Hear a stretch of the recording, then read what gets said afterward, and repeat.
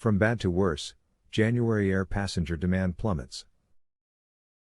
Total air passenger demand in January 2021 measured in revenue passenger kilometers or RPKs, was down 72.0% compared to January 2019. Total domestic air passenger demand was down 47.4% versus pre-crisis January 2019 levels. International air passenger demand in January was 85.6% below January 2019, a further drop compared to the 85.3% year-to-year decline recorded in December. The International Air Transport Association IATA announced that passenger traffic fell in January 2021, both compared to pre-COVID levels January 2019, and compared to the immediate month prior December 2020. Because comparisons between 2021 and 2020 monthly results are distorted by the extraordinary impact of COVID-19, unless otherwise noted, all comparisons are to January 2019, which followed a normal demand pattern. Total demand in January 2021 measured in revenue passenger kilometers or RPKs, was down 72.0% compared to January 2019. That was worse than the 69.7% year-over-year decline recorded in December 2020. Total domestic demand was down 47.4% versus pre-crisis January 2019 levels.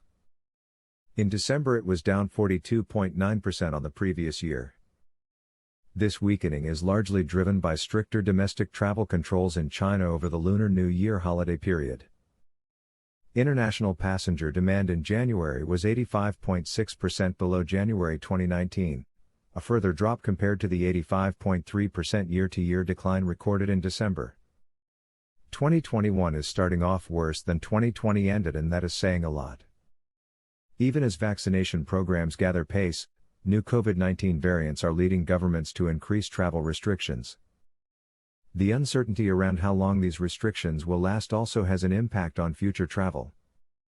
Forward bookings in February this year for the Northern Hemisphere summer travel season were 78% below levels in February 2019, said Alexander Dejuniak, IATA's Director General and CEO. International passenger markets. Asia Pacific Airlines January traffic plummeted 94.6% compared to the 2019 period, virtually unchanged from the 94.4% decline registered for December 2020 compared to a year ago.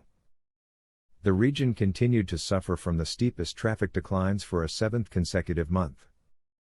Capacity dropped 86.5% and load factor sank 49.4 percentage points to 32.6%, by far the lowest among regions. European carriers had an 83.2% decline in traffic in January versus January 2019, worsened from an 82.6% decline in December compared to the same month in 2019. Capacity sank 73.6% and load factor fell by 29.2 percentage points to 51.4%. Middle Eastern Airlines saw demand plunge 82.3% in January compared to January 2019, which was broadly unchanged from an 82.6% demand drop in December versus a year ago. Capacity fell 67.6%, and load factor declined 33.9 percentage points to 40.8%. North American carriers' January traffic fell 79.0% compared to the 2019 period, up slightly from a 79.5% decline in December year-to-year. Capacity sagged 60.5%, and load factor dropped 37.8 percentage points to 42.9%. Latin American Airlines experienced a 78.5% demand drop in January, compared to the same month in 2019, worsened from a 76.2% decline in December year-to-year.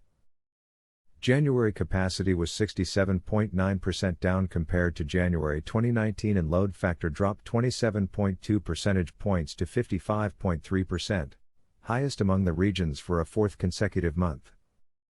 African Airlines traffic dropped 66.1% in January, which was a modest improvement compared to a 68.8% decline recorded in December versus a year ago. January capacity contracted 54.2% versus January 2019, and load factor fell 18.4 percentage points to 52.3%. Domestic passenger markets. China's domestic traffic was down 33.9% in January compared to January 2019, dramatically worsened compared to the 8.5% year-over-year decline in December. The fall was owing to stricter traffic controls ahead of the Lunar New Year holiday period amid several localized COVID-19 outbreaks.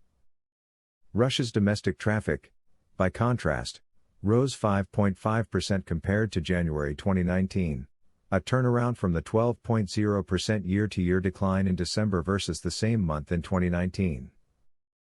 It was driven by a fall in COVID-19 cases since a peak late in December and by national holidays in the first week of the month. The bottom line: to say that 2021 has not gotten off to a good start is an understatement. Financial prospects for the year are worsening as governments tighten travel restrictions. We now expect the industry to burn through $75-95 billion in cash this year, rather than turning cash positive in the fourth quarter, as previously thought. This is not something that the industry will be able to endure without additional relief measures from governments.